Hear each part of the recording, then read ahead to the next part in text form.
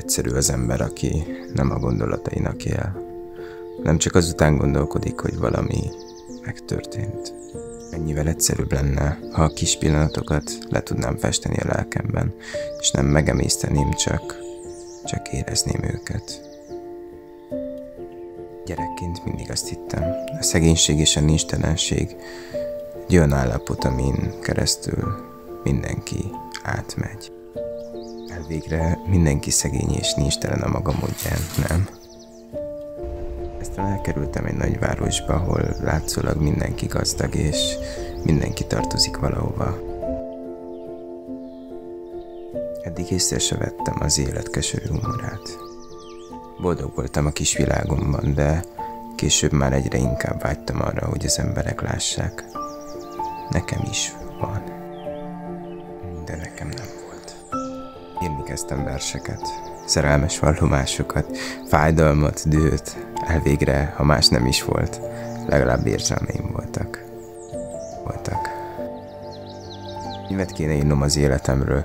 Szerintem senki nem hinné el, hogy az ember, aki ennyire el van veszve, mennyi hülyeséget képes csinálni. És talán ezzel még most sem néztem még szembe. Aztán valami történt, és a versek sem voltak már elég. Az érzelmek már nem csak gondolatok voltak. Szerelmes lettem, és még mennyire szerelmes. A világba, az életbe. Én beléd, te beléd. Ettől a pillanattól kezdve már nem emlékszem semmire, mert, mint látod, amíg az ember a gondolataiban él, mindenre is emlékszik. Amikor már csak a nosztalgiából veszi elő a gondolatokat, emlékeket, talán már csak egy foszlányt tud felfedezni. 22 év, ennyit éltem eddig.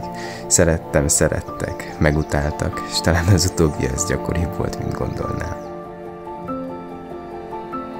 Ám pont ezért is imádom idealizálni a gyereki naivitásomat, hiszen gyönyörű és annyira törékeny.